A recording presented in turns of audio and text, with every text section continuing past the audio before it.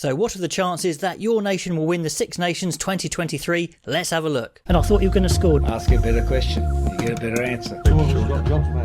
Hi guys, welcome back. Every year in the Six Nations, I like to have a look at the odds. Not because I'm a betting man, not because I'm giving you tips on betting. It's not that sort of video. I just like to look at the odds. What are the chances that the bookmakers are giving? Because they're the ones that collect the data just out of pure mathematical interest, out of sporting interest. So here they are. Let's have a look. And no surprise, number 1 and number 2 in the world are there as the top 2 favourites. Ireland and France, 6-4 and 7-4 to win the championship. And the Grand Slam, which is a really hard thing to do, to win all the games, 3-1, 10-3. So very similar odds for both those teams. Are they good odds? Well, probably not, to be honest, because it's so hard to win the Six Nations, but they are the most probable teams to win the Six Nations. Everyone pretty much says it. Now, obviously, France have the World Cup in France, so they're going to be desperate to try and do well in this Six Nations, but they did win last year. They got that one done. So if they didn't win, maybe it wouldn't be a huge disaster for their World Cup preparations as long as they played well. I would just suggest that for Ireland, it's a little bit more important to win because they want to get that momentum going into the World Cup because they didn't win last year, but they were very good last year. So 6-4, they are the favourites. Tell me if you think that's about right for the odds. 3-1 for the Grand Slam. Obviously very hard to win all of the games, but 6-4, 7-4, they're the big favourites. Are they good odds? Probably not, to be honest, if you were to have a bet. Not that I'm saying you should. Down to England, though. That's quite interesting. 5-1. Now, England are normally a lot shorter than that because it's a big country with lots of players, a bit more money, etc. And normally, yeah, they are a bit shorter than that. But of course, they've been out of form a bit with Eddie Jones. He's gone now. Steve Borthwick's in. Maybe you'll get that new coach bounce. We don't know what's going to happen. So 5-1 for England. Maybe quite good odds, actually. We don't know what they're going to do.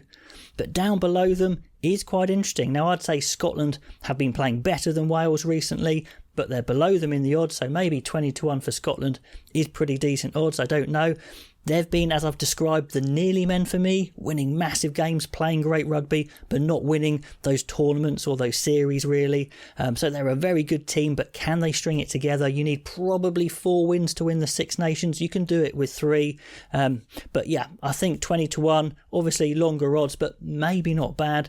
66-1 for the Grand Slam if you wanted, obviously longer odds there. Wales 18-1. I don't know. I haven't seen a Six Nations winning side in them yet. But again, they've got a new coach or a returning coach in Warren Gatland. Maybe they'll get that bit of boost of energy that they might need. But I would have put Scotland slightly above. Let me know if you disagree. And finally, with Italy at 500-1 to win, 2,000-1 for the Grand Slam. That's basically mathematical terms saying it's not going to happen. Obviously, there is a chance. Maybe it could happen somehow, but, it's not going to happen. Let's just say it like that. The question for Italy is, will they win a game again? That's a big goal for them. Could they win 2 games? That's possible. Those are kind of the odds I'd like to see, but these odds are just saying, yeah, it's not going to happen. Now, if I was to reorder this with the chances I've got in my head, I think maybe I'd just put France ahead of Ireland because they've got that extra bit of power where if they're not playing well, I think they could possibly just thump their way over the line a little bit more than Ireland. Although, that being said, Ireland weren't at their best in the autumn but still won all their games. But yeah, they're very close, but I might just push France slightly ahead. England are an unknown quantity, so you could put them anywhere. But yeah, I think in the middle third is about right. I'd have put Scotland ahead of Wales, and I think Italy, I don't think they're going to win, so they would be last. Now let's have a look at round 1. I'm not going to go beyond round 1 because round 1 can affect round 2, etc. But Wales at home, they're not the favourites, which I understand, but I think Ireland are a little bit too short just because it's so hard to go away from home and win. I think maybe they will win, but actually, 2-1 for Wales at home, maybe that's pretty good odds to back the home team with a new coach.